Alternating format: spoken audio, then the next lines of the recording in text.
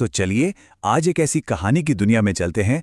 एक कहानी जो इच्छा, रहस्य और गर्मियों की छुट्टियों के कुछ ऐसे नतीजों के बारे में है जिनके बारे में किसी ने सोचा भी नहीं था।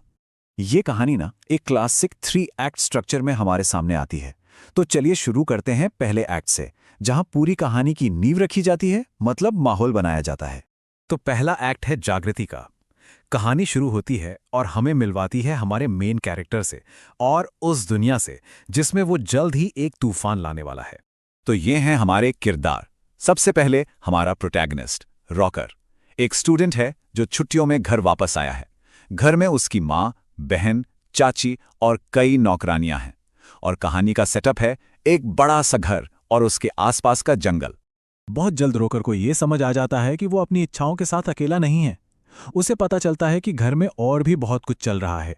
वो घर में और जंगल में नौकरानियों की जो सीक्रेट रोमांटिक लाइफ है ना, उसे देख लेता है। और ये सब देखकर उसकी खुद की जो दबी हुई ख्वाहिशें हैं वो और भी ज्यादा भड़क उठती हैं। और फिर आता है कहानी का सबसे बड़ा टर्निंग पॉइंट, एक ऐसा पल जो सब कुछ बदल देता है। रोकर और उसकी बहन छिपते छिपाते एक चर्च में घुस जाते हैं और वहां उन्हें एक ऐसा कन्फेशन सुनने को मिलता है जिसकी उन्होंने कल्पना भी नहीं की थी। जरा सोचिए, रोकर वहां क्या सुनता है? वो सुनता है कि उसकी अपनी चाची पादरी के सामने कबूल कर रही है कि वो उसे पसंद करती है।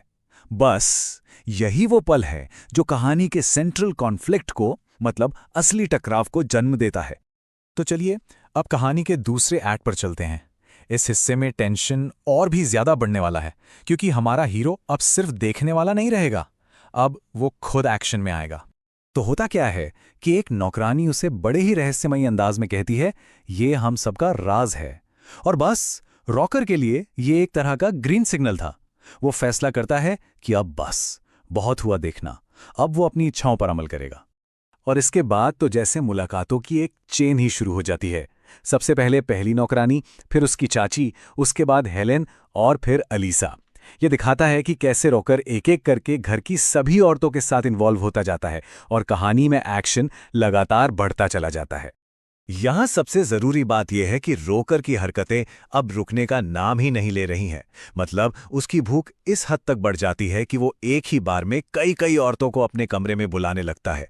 मामला पूरी तरह से हाथ से निकल चुका है। और अब हम पहुंचते हैं कहानी के तीसरे और आखिरी एक्ट पर, हिसाब का वक्त। गर्मियों की वो लंबी छुट्टियां, अब उनके नतीजों का सामना करने का वक्त आ गया है। तो सवाल ये है कि इच्छाओं से भरी इस गर्मी के अंजाम क्या होते हैं? जैसे जैसे छुट्टियां खत्म होने लगती हैं, रोकर के किए धरे का नतीजा एक एक करके सामने आने लगता है। एक नहीं, दो नहीं, बल्कि 4। पहले अलीसा, फिर एक और नौकरानी, उसके बाद उसकी अपनी चाची और आखिर में जिस दिन उसे घर से निकलना था, एक और लड़की। सब बताती हैं कि वो प्रेग्नेंट हैं। और इस सब के बीच जब छुट्टियां खत्म होती हैं, स्कूल की घंटी बजती है, तो रोकर क्या करता है? वो बस अपना बैग पैक करता है और स्कूल लौटने की तैयारी करने लगता है। जो कुछ भी